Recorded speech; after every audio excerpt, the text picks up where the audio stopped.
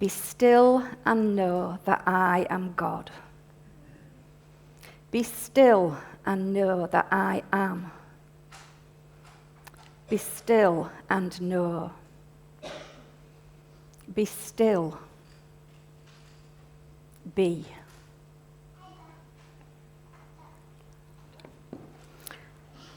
So this is our desert. Well, it's our little piece of the desert.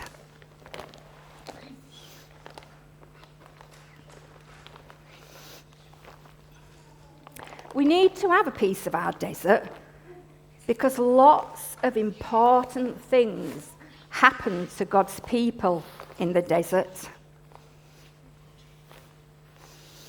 The desert is a dangerous place. There's not very much water in the desert, so not very much food grows. So without food and water, people can die. When the wind blows, the desert changes shape, and people can lose their way. The desert is a dangerous place. People only go in the desert if they really have to, and you need to have lots of courage to go into the desert. The people of God were in a place where the rains didn't come. The rain didn't come and water the crops, so the crops didn't grow, so there was no grain to grind to make bread, so there was no food to eat. The people were hungry. The children cried in their beds at night. So the mothers and fathers decided they were going to go on a journey to another land where there was food. Oh no, it's okay. The journey began.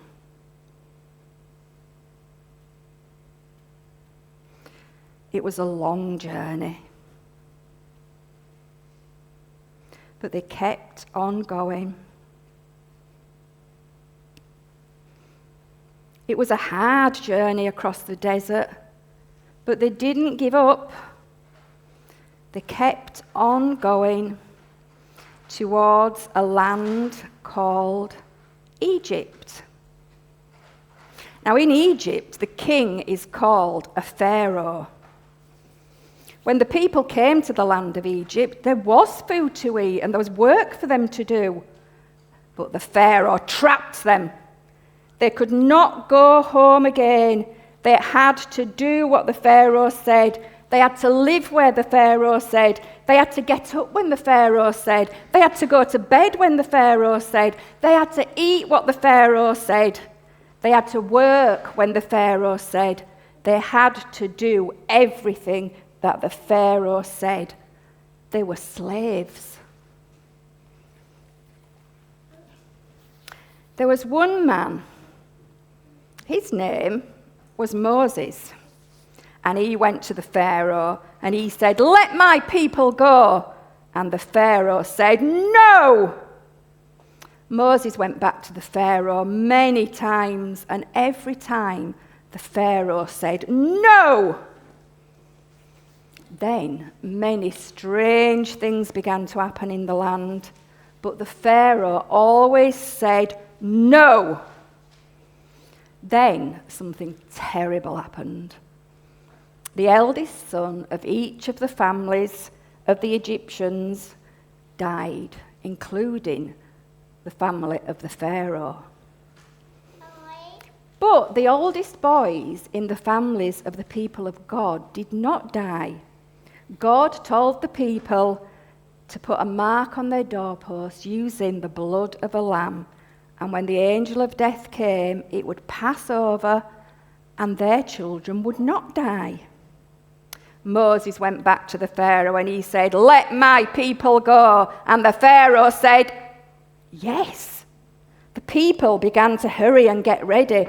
They baked the bread for the journey and they packed everything that they could, but they didn't have much time baking the bread, so they couldn't put leaven into it, which is what makes our bread fluffy and nice for us to eat. Now, their bread was thin and flat. It was called matzo. You can still eat that bread today, and when you eat that bread and taste that bread, it would remind you of this story. The people went as fast as they could. They didn't want the Pharaoh to change his mind.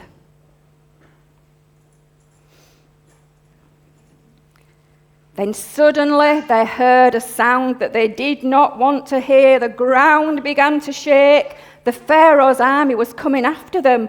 The beating of the horses' hooves and the rolling of the chariots sounded like thunder.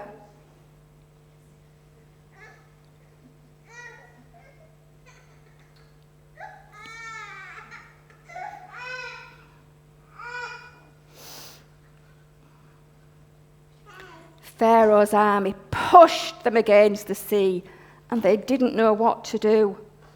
But Moses came so close to God, and God came so close to Moses, that Moses knew what God wanted him to do.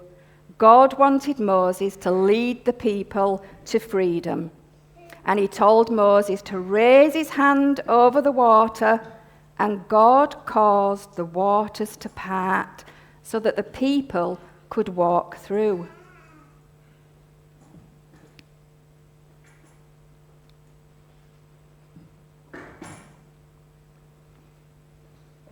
This one's scared. This one's confused. This one's happy. He's jumping for joy. And this one's running. He can't wait to get across. When they were safe on the other side, God caused the waters to close again, and Pharaoh's army could not get to them. When the people were safely across to the other side, they were so happy that they just had to praise God. And Miriam, Moses' sister, led the dancing.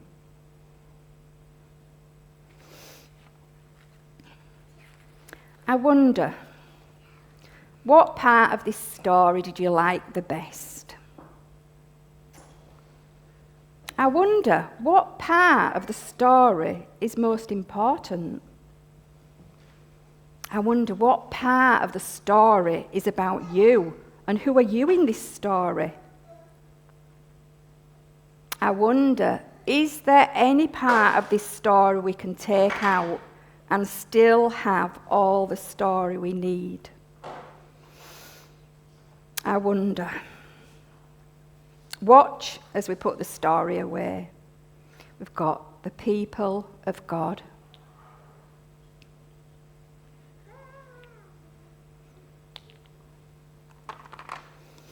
We've got Miriam, who led the dancing, and Moses, the great man of God,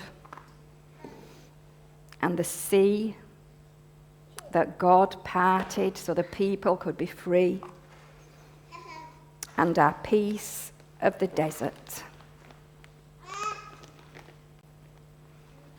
Thank you. And now we're going to sing a song about Moses crossing the sea. So you ready for that?